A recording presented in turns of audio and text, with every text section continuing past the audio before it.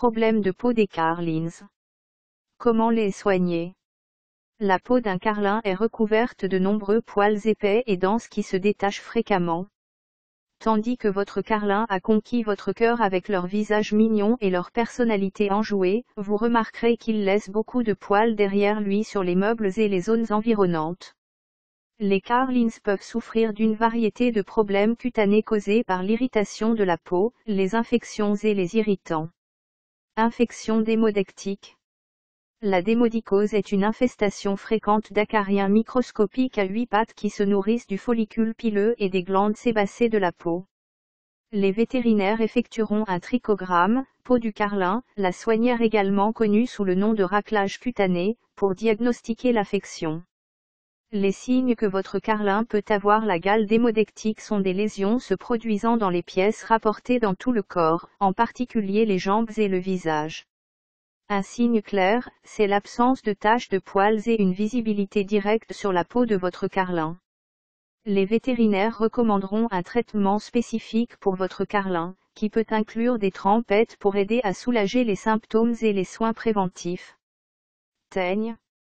Les carnassiers sont infectés par la teigne lorsqu'ils entrent en contact avec des endroits contaminés, comme les pensionnaires, les chenils, les outils de toilettage et d'autres chiens déjà infectés par la teigne.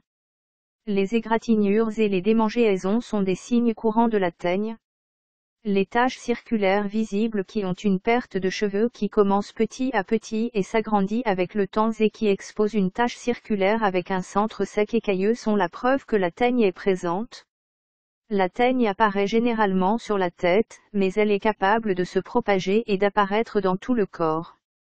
Rendez-vous chez le vétérinaire au premier signe de la teigne pour un traitement et pour empêcher le champignon de se propager. Les traitements courants comprennent les ongles antifongiques topiques, les shampoings spéciaux, les trempettes et les médicaments antifongiques oraux. Infection staphylocoque. Le staphylocoque, communément appelé staphylocoque, est une bactérie qui vit sur la peau d'un hôte. Peau du carlin, en prendre soin. Carlin, problème de santé.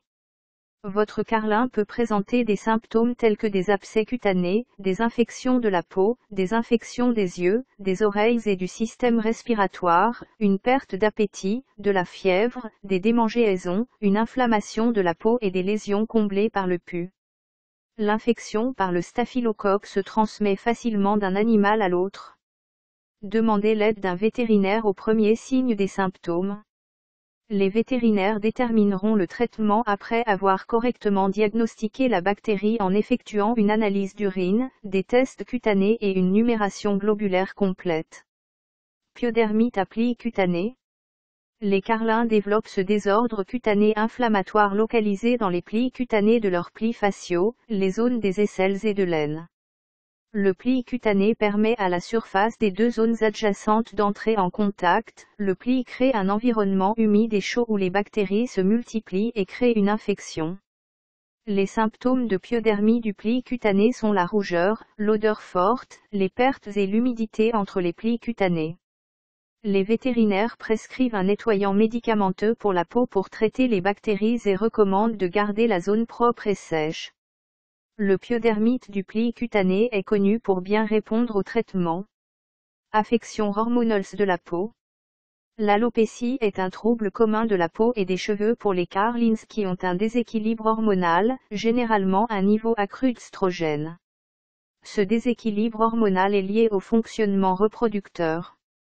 Les symptômes comprennent des points noirs sur la peau, des démangeaisons, l'obscurité de la peau, une peau anormale ou la forme des mamelons, une infection bactérienne secondaire, une fourrure fragile sèche, des pellicules secondaires et une inflammation et une accumulation de cire dans l'oreille externe.